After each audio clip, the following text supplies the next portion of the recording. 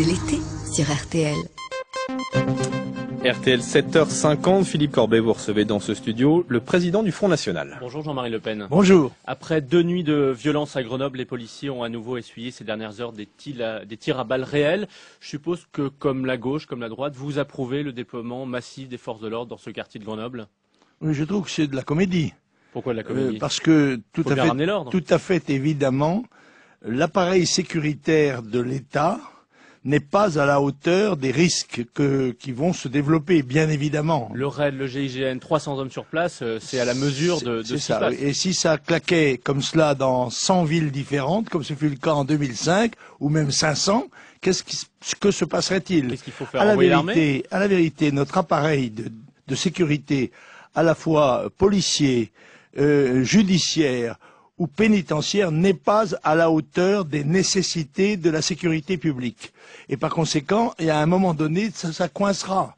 Et comme la gravité des faits ne cesse de croître, que selon un principe, vous savez ce que je dis souvent, quand la nuit on se trouve sous un arbre et qu'on ne sait pas ce que c'est, et s'il en tombe des pommes, c'est probablement un pommier. Bon, ben voilà. Eh bien, de la même manière, le raisonnement conduit les prémices qui sont exposées devant nous permettent de conclure que nous allons vers une aggravation grave, très grave de l'insécurité dans notre pays, et bien évidemment des épisodes peuvent ressembler aux prémices d'une guerre civile. On verra ça. Vous semblez plutôt guiré ce matin, vous buvez du petit lait. Est-ce que c'est le climat politique qui vous fait humer l'odeur du jackpot? Non, c'est la jeunesse. 82 ans. Oui, mais tout ça se porte bien, merci. Je vous les souhaite. Sans blaguer, le climat actuel, les scandales, les affaires, ça vous porte, ça vous sert en ce moment? Écoutez, de la même manière que la maladie sert les médecins. Vous avez un remède, vous? Eh bien, bien sûr. Le premier remède, vous savez que il n'y a pas de thérapeutique efficace sans diagnostic exact. Bon, alors je crois que le Front National fait un diagnostic exact, pas très agréable à entendre, n'est-ce pas? Parce qu'il justement il annonce le diagnostic exact. Comment? Le tous pourri. Le tous pourri.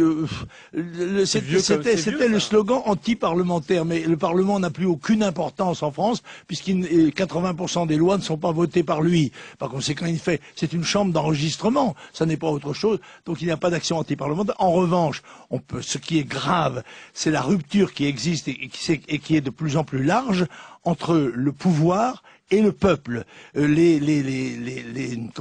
élections partielles et même des élections générales montrent une abstention considérable. Les Français ne participent plus à la vie publique. Et cela pour une raison qui est liée à la responsabilité du pouvoir, c'est la volonté d'imposer des systèmes électoraux réducteurs, alors que la seule mesure efficace et démocratique, c'est la proportionnelle intégrale. Si M. Sarkozy voulait changer les choses, eh bien il dissout l'Assemblée nationale,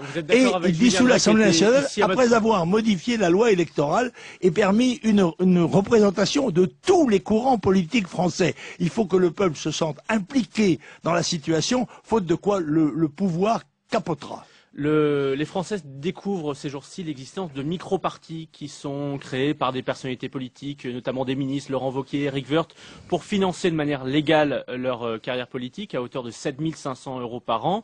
Est-ce que vous souhaitez... Non, à hauteur de 7 500 par donateur. Par donateur et par an. Et quand on a de bonnes relations dans ces milieux-là, ça peut faire beaucoup d'argent. Ça vous choque, ça? Ça me choque beaucoup. Il faut les supprimer? Ce sont des pompes à fric.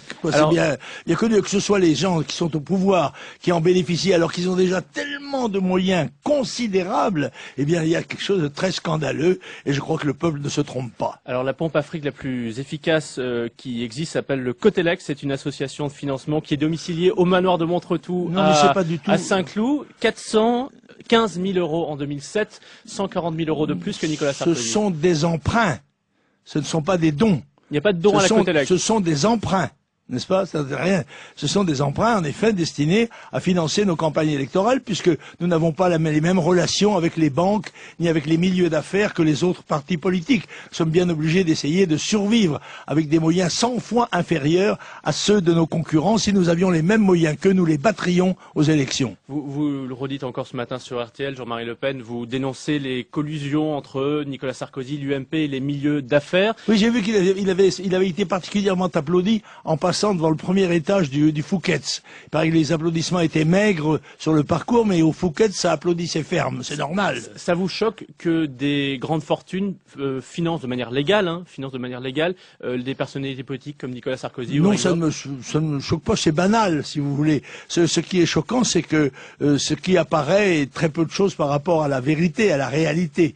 Parce que les mines effarouchées que font un certain nombre de ministres impliqués dans les scandales récents laissent penser que la vertu règne dans ces milieux, ce qui n'est pas vrai. Est-ce que M. Courroy est un procureur aux ordres? Comme tous les procureurs. Comme tous les procureurs. Le parquet est aux ordres du ministre de la Justice. Donc il faut qu'il y ait un juge d'instruction qui soit nommé très vite.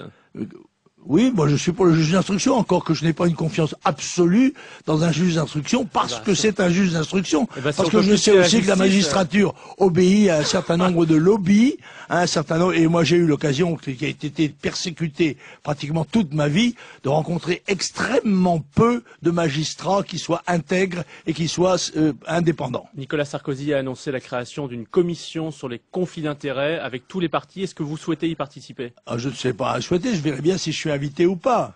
N'est-ce pas? Si nous sommes invités, nous irons dire ce que nous pensons, sans illusion, parce que nous savons bien que ces consultations sont de pure forme et qu'elles n'ont pas du tout l'intention d'être utilisées pour servir le pays, mais pour servir de couverture au pouvoir. Depuis quelques semaines, vous ne cachez plus votre soutien à votre fille Marine Le Pen dans la course à votre succession, et Bruno Gollnisch, qui est l'autre candidat, regrette que vous sortiez de votre rôle d'arbitre. Oui, mais je ne suis pas un arbitre, moi je suis un avant-centre.